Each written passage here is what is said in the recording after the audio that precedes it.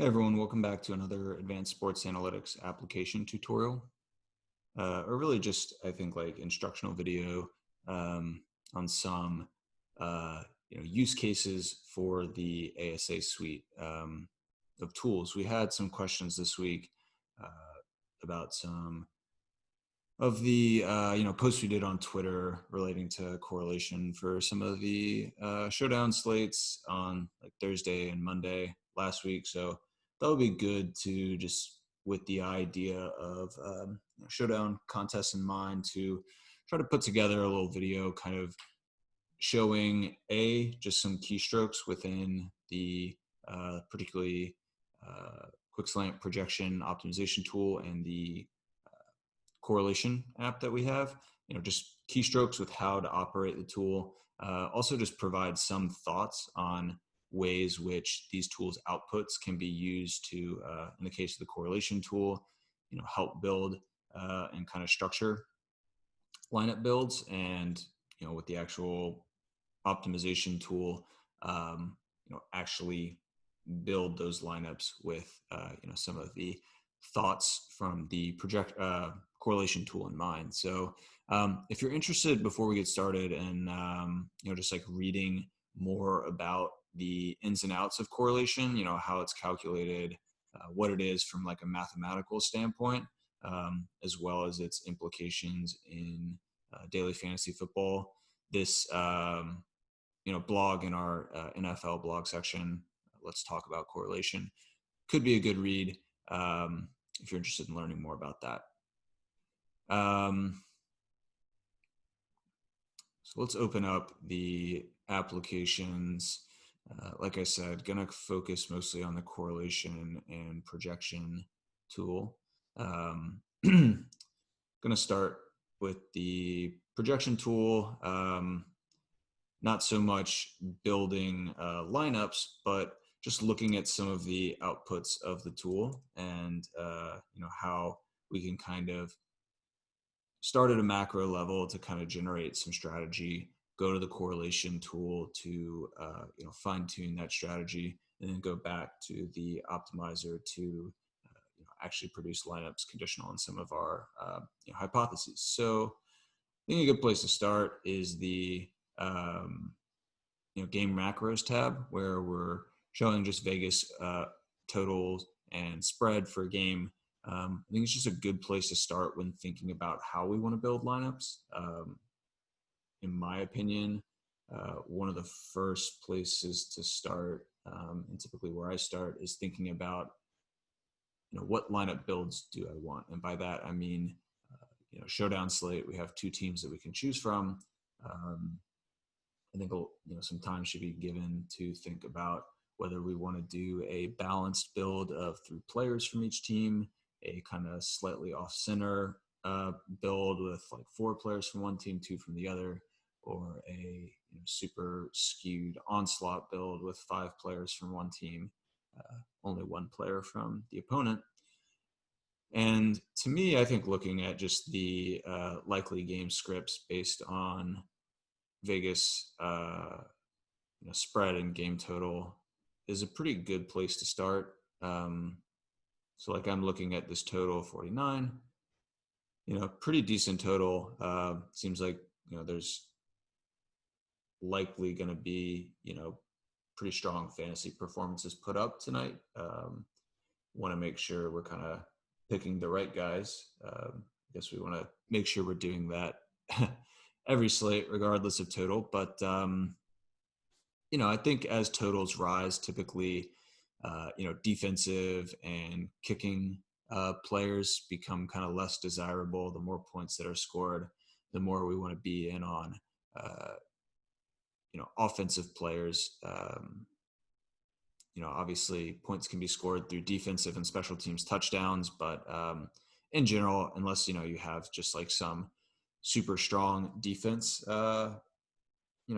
I think kind of the higher total games, we're probably shooting towards offense. Really the spread, I think, is an important one to pay attention to, who is likely to win the game, and, how close do we expect it to be, I think can be super salient in kind of projecting likely game script. So Jacksonville favored by 3. I think, the most kind of logical build from this, but will probably be most popular build is, either a balanced, 3-3 builds or 4-2 in the favor of Jacksonville. I do think there is sometimes a under perception by the public on the likelihood of these games not going as the spread projects. And I don't think there's obviously risk in deviating too far away from the likely most likely outcome, as indicated by Vegas odds. But I do think people underestimate the probability of outcomes that are like 2 standard deviations away from or 1.5 to 2 standard deviations away from expected. And I do think there's kind of some opportunity to gain leverage, some opportunity in gaining leverage by not so much going on the nose with the game script that's projected by spread, but kind of like 1.5 to 2 standard deviations up or down. So in this case, let's say 2 standard deviations in either direction would be, super heavy, like Jacksonville blowout, in which case we might want to go like 5-1 Jacksonville, or, Miami win of, let's just say like 7 to 10 points, something like that, where, a Miami heavy, 4-2 stack, is the game script that would support like 4 Miami players versus 2 Jacksonville players is well within the realm of possibilities, and like might go under owned. If we expect that people will lean, will be very close to, or lineups will be, centered around kind of the most likely game outcome as indicated by Vegas. So, I think for this video and trying to kind of keep it short, I'm going to focus on a 4-2 Miami build. I think, if you want to take more time and kind of build more lineups around different game scripts, you can kind of go through the same process, with considerations though for like, say, a Jacksonville 5-1, where, you want to build correlatively under the assumption that the Jaguars offense is going to be highly productive and the Dolphins offense is going to be highly unproductive. But I think focusing on Miami for this video makes a little more sense. So we're going to go ahead and do that. One thing before jumping into correlations that I like doing is, if we want to build lineups around a certain game script, let's go ahead and adjust totals and spreads to reflect the game script we want to build around. Our projections are downstream in nature, and that we can make edits to upstream game macros, and those will funnel down into the projections. So like a guy that would probably get a boost from a favorable Miami script, is Miami running backs like Breida or Gaskin. So like we're at base projecting them about 19 and 7.5. I would guess if we, let's work around a script where maybe the game shoots out a little more than expected, but rather than being in favor of Jacksonville, it's actually in favor of Miami by 7.5 points or something like that. And by the way, you can open up this editor by just double clicking on one of the numeric cells. And then you'll get a text editor that opens up, and you can just type in text that you want. And then to lock it in and generate projections based on the edits, we just hit Control plus Enter to finish editing. And we can now see, Gaskin's projection went up by, about a point, almost 2 points, I think. Breida's up by about 0.5 point. So you can see how kind of that downstream projection is affected by game level, edits that we're making. All right, so let's go to the, not the other quick slant projection, but the correlation app. So I think a good place to start with Showdown, a game that's high scoring in favor of Miami.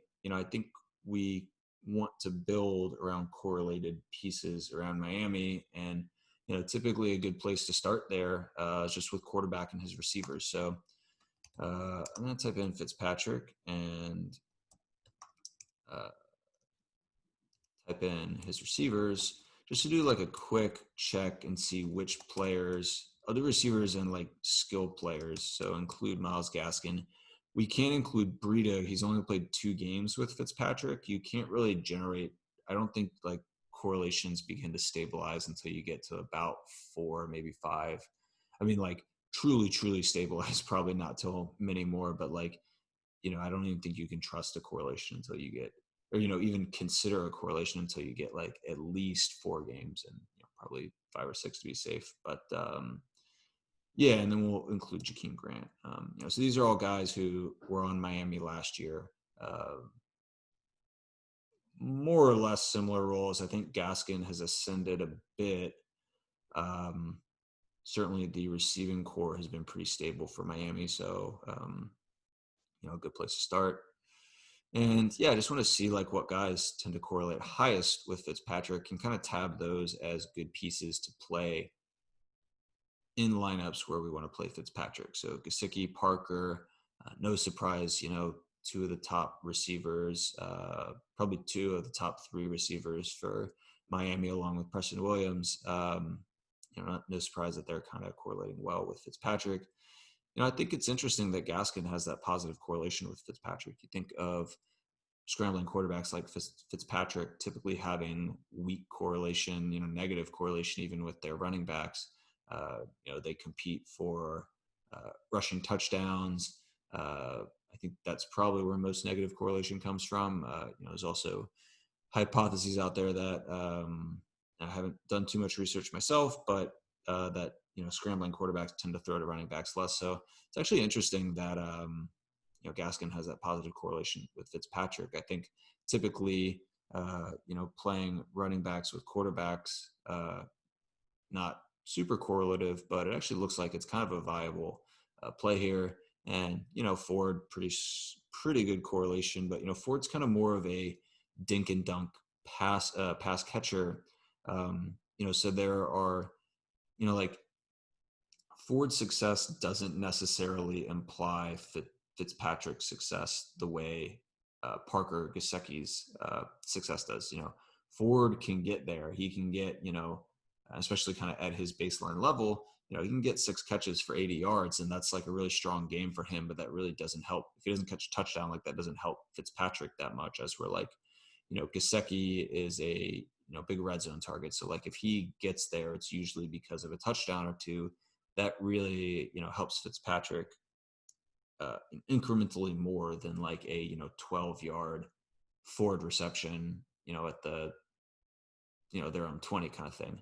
Parker also kind of a red zone target, but, a big, downfield receiver where, he's getting 30-yard catches that are, more balanced in their kind of benefit for each player, if that makes sense. So, it just kind of at first glance to me, like, these 3 guys, Parker, Gesicki, Gaskin, Ford, even to a lesser extent. But, and like Williams too. I mean, Williams, almost 0.3 correlation, not bad at all. Like, it's obviously a guy we could consider playing with Fitzpatrick. Jakeem Grant is the one guy that's sticking out as like negative correlation with Fitzpatrick. I mean, just doesn't seem like a guy that if we're playing Fitzpatrick, we feel like we, really need to roster Grant with. Grant, I think, is not much of a factor anyways, but I do think like these negative correlated receivers are, useful guys to keep note of because, we might want to play a Jacksonville heavy lineup where, we want 5 Jags and 1 Dolphin, and we want really that Dolphin to be a guy who can succeed while the rest of his offense fails. Typically guys who negatively correlate with other significant pieces on their offense tend to be those guys. So, I think last Thursday we talked about Kareem Hunt as a guy who, or Now, we talked about Kareem Hunt as a guy who negatively correlated with the opponent offense. Yeah, I forget who it was we highlighted for this context, but there are some guys out there. Josh Jacobs for Las Vegas, negative to no correlation, I believe, with Waller and Carr. This is a guy that we would want in maybe like Saint on slot stacks, although his lack of a role in the passing game doesn't quite fit as well as we like. But there were more scenarios to Jacob's success amidst the failure of his teammates that are useful when we're kind of trying to be short on a specific team. But obviously, we still need one piece at least from that team. These negative guys are valuable in that regard. If we're going forward to Miami, we're going to have to play at least a couple of Fitzpatrick's pass catchers together. So I think it is, useful to see which of the skill players on Miami, correlate well with one another and which ones negatively correlate with one another. Take a note of the guys that negatively correlate and make sure we don't have lineups that have, two guys who have strong negative correlation together, and, kind of focus our core around mixes of positively correlated skill players. So just first looking at the negative side, we can drop Jakeem Grant just because, we said like he didn't correlate with Fitzpatrick. So we don't really want to play him there. This negative correlation between Gaskin and Williams of, two sample size of 2, it's kind of want to throw out the window. But, Ford, Preston Williams, right? Like 5 games, significant negative correlation. Even Ford Parker, 11 games, modest negative correlation. Maybe we wanted to build lineups with rules that prevent pairing of, Williams with Gaskin, or I'm sorry, Williams with Ford, or Ford with Parker, or maybe even Williams Gesicki is essentially no correlation. So maybe focus on preventing like these 2 pairs. We have functionality in the optimizer that allows for that in the groups and rules tab. There's another set of 4 tabs.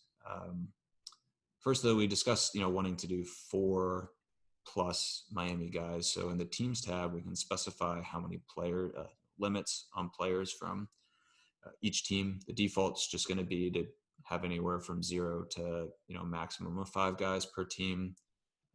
Obviously in Showdown, we have to have actually a minimum of 1. Optimizer knows that, so there's no need to like update. But, we want to build 4 or 5 Miami guys in our optimals. So, we're going to see that here. All our lineups are going to have just only 2 or fewer Jaguars, 4 or more Dolphins. And then we talked about wanting to add in those groups of Williams and Ford and Parker.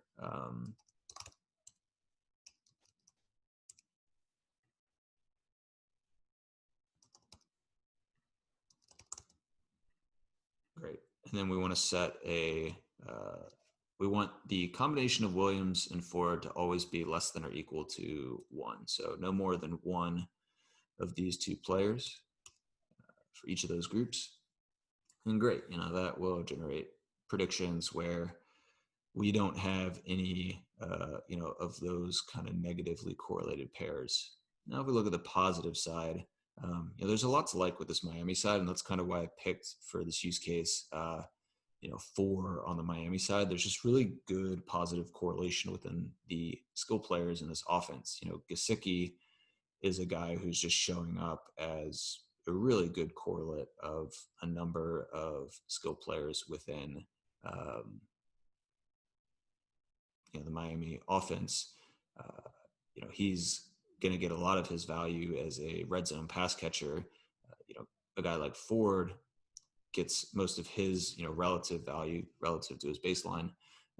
Just as a high volume catcher, but doesn't necessarily need to get in the end zone to kind of reach his own personal ceiling. Obviously to reach like a slate ceiling. He's going to need to get into the end zone, but he's priced at only I think 3,000 for the slate. So he could get there without getting a touchdown catch. So there's kind of like room for Gesicki and Ford to achieve their ceilings. Parker is, is at his price point is probably going to need at least one touchdown to kind of get there. But, he's such a downfield threat. Like he can score quick touchdowns that still allow, time, I guess, for Gesicki to get his looks. I don't have much of a hypothesis off the cuff around Gesicki or Gaskin's, high correlation. I guess like Gesicki to get a touchdown, needs these offensive pieces to kind of push, the Dolphins into the red zone. So, yeah, I think just kind of guys keep notes on, right? Like Gesicki, Gaskin, Parker, Ford, even seeing pretty good Ford Gaskin correlation. Gaskin Parker essentially uncorrelated, but I mean, really with these like four guys, there's kind of good combinations we can make of Gesicki, Gaskin, Parker, and Ford. So maybe we want to set a group where we have at least two of these guys in all of our lineups. We can do that here in the groups tab again. Gaskin. Let's do like at least two. Great. And then now all of our lineups will have at least two of Gaskin's, Gesicki, Ford, potentially all four.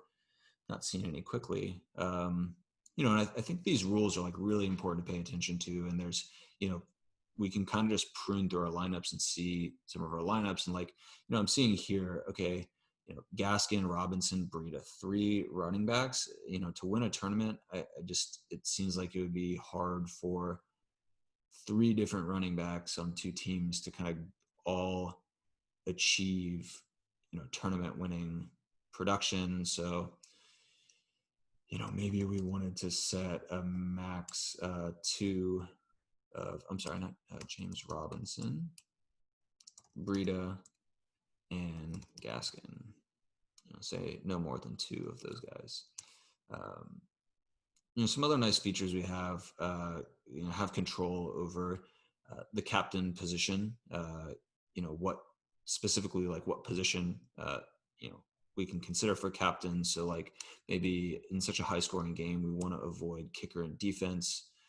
Figure let's shoot for touchdowns. And then, if we want the captain to be on the Miami side, because that's kind of the side we like, or maybe we want to go like heavy on Miami players, but just figure a super concentrated production on the Jacksonville side, such that we maybe want to captain a Jacksonville player.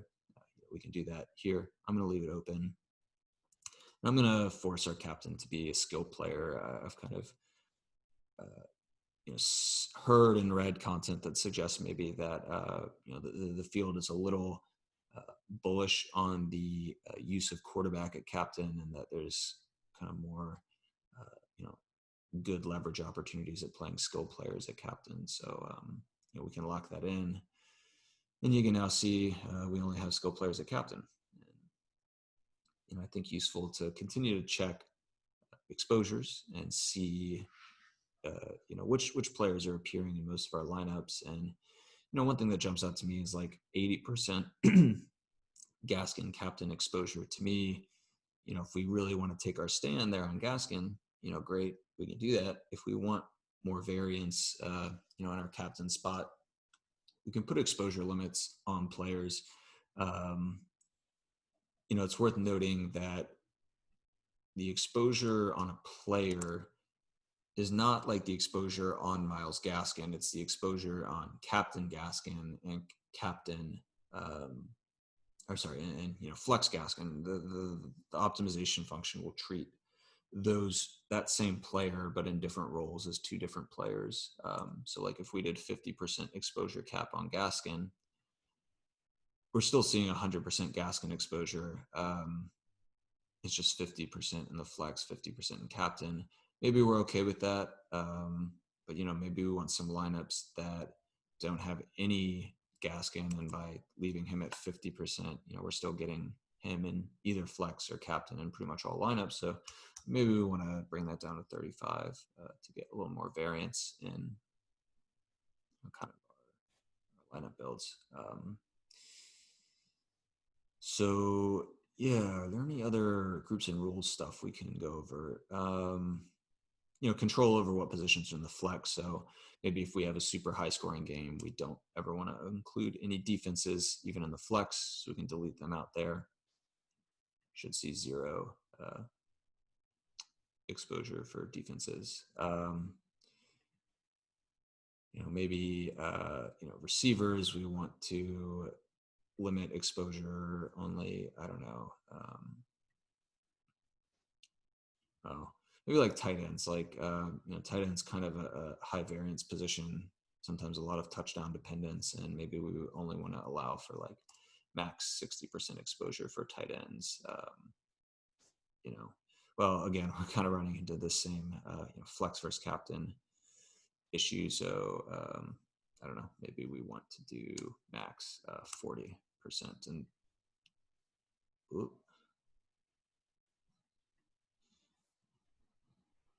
the optimizer didn't seem to like that too much. Not sure why. Anyways, some more, I guess, features we have. You can cap salary. So like if we wanted to do, leave $800 at least on the table, build lineups that are under that salary cap. Let's see, teams, groups, stacking. If we wanted to say only roster Gesicki when he's part of a stack. If Fitzpatrick isn't playing, don't play Gesicki. Not necessarily if Fitzpatrick is playing, definitely play Gesicki, but only play Gesicki as part of a stack. Never solo. Could be one way to think about I don't know, some players that you think really only get there if their quarterback succeeds. Kind of useful. If we always wanted to play, coerce QB +3 of his skill players, that kind of is naturally going to happen with this, 2-team showdown slate. But in classic, some of these, stacking considerations are a little more practical. Prevent QB from being rostered with the opposing defense. Again, with kind of 2 teams to choose from, it seems like a bit of a tight restriction, but pretty practical, I think, for classic contests. The last thing is this differentiator slider. So you'll notice, these first 2 lineups, for example, are identical, save for this 1v1 of Cole versus Chenault. And maybe we want to never create similar lineups that are so similar that they only differ by 1 player, but insist that every lineup differ by at least 2 players, 3 players. We can boost that up, and that will really disperse exposure a good bit. I mean, you saw with differentiators set to 1, I think we only had 12 different players, and now of 20 lineups, and with differentiators moved up to 3, now all of a sudden we're getting kind of expanding our player pool a little bit. So I think that's kind of a useful thing to use, maybe more so for classic, where there's just kind of more players to choose from. You do wonder with only 2 teams to choose from, by setting differentiators to 3, you're increasing variance, but trading off, overall projection. Our kind of lowest projected, our kind of worst team of the 20 that we've generated is at 90 by, moving differentiators down to 1. Our lowest is now at 95. So pretty much the trade-off there is variance. By acquiring a more varied set of lineups, you're sacrificing kind of overall projection. But in some instances, that can be valuable. So we have created that there.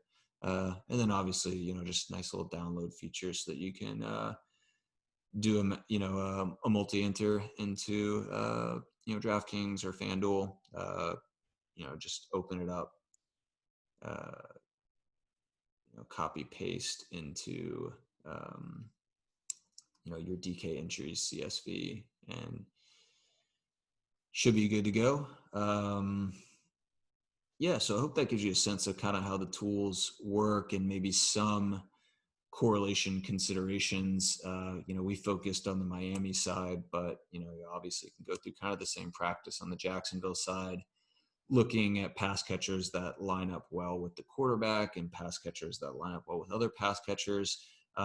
We didn't touch on, I do think, like, correlation with opponent output is kind of valuable, for players, especially in Showdown. So, if we're going 4-2 Miami, on the Jacksonville side, we want some Jacksonville players that excel and kind of reach their ceiling when the opposition is also, achieving above average or kind of above baseline performance. So, maybe targeting guys who, excel. I know Chark's injured, but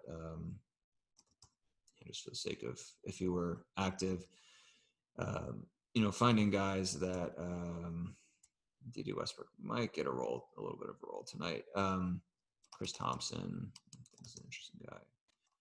Finding guys that excel when the opponent offense as a whole, reaches above baseline performance, it would be useful. So like Eifert, Conley, Chark, these are guys who, when they reach their ceiling, their own kind of personal ceiling, it's usually in conjunction with the opponent's offense performing above average, or vice versa. I think the thing about correlation is it isn't causal. We're not saying that good performance by Miami will cause Eifert to play well, or Eifert playing well will cause, Miami to perform well. It's just that these two events are correlated. Historically, we have seen relationship between Eifert performance, positive, relationship between Eifert performance and opposition. When he was in Cincinnati, he has played 2 games in Jacksonville, so not really enough to get a read on that quite yet. Same with Thompson, but Thompson, when in Washington, probably used similarly. Slightly negative correlation with opposition. And, these negative pieces are valuable too. Like, if we were going 5-1 stack in favor of Miami, then we're building for like a, game in which maybe Jacksonville just doesn't get there at all. Like, that's one script in which that 5-1 Miami build could work. We would want our Jacksonville guy to be someone who, negatively correlates with other pieces on his team. So keep Minshew in there, but it's going to be tough just because, none of these guys, at least Eifert, Robinson, haven't played a lot with Minshew. It's not really relevant, but, these guys, we could even like add Fournette in there and, treat the relationship between Fournette and Minshew as loosely equivalent to the expected relationship we might see between, James Robinson and Minshew, right? Like, that's kind of one way we can, go about it. So, same with like Chenault. Like, Chenault hasn't played enough games with Minshew to develop a good understanding of, how they're going to relate, but maybe we can equate, the role that D.D. Westbrook had last year, kind of wide receiver 2 for Jacksonville in 2019, as, roughly equivalent to the role that Chenault might have for Jacksonville in 2020. And if we assume that to be correct, or, close to correct, like, Chenault might be a good guy to target, as, he, might have kind of no correlation with Minshew, where the, a 5-1 Miami build probably works, or at least in one way can work, if Minshew just totally fails, and Jacksonville players that are strongly correlated, positively correlated with him, also fail. But we might want to find like that one guy on Jacksonville who could put up average to slightly above average numbers relative to his baseline amidst the failure of all other Jacksonville pieces, and a Westbrook, or if we assume Chenault to be kind of loose equivalent of Westbrook, even Conley to kind of a lesser extent, might be the guys we want to target. As we're like, if healthy, Chark would not be a guy we would want to target as kind of a solo piece on Jacksonville, because like if Chark succeeds, it's likely that Minshew will succeed, and by that happening, the 5-1 Miami build might not be as competitive as like a 4-2 Miami build. So just something to keep in mind. I hope all this stuff makes sense. If it doesn't and you have questions, reach out at Twitter. It's kind of a short format to answer some of these complex questions. So we also, are pretty responsive to email. But yeah, hope you found all of this helpful.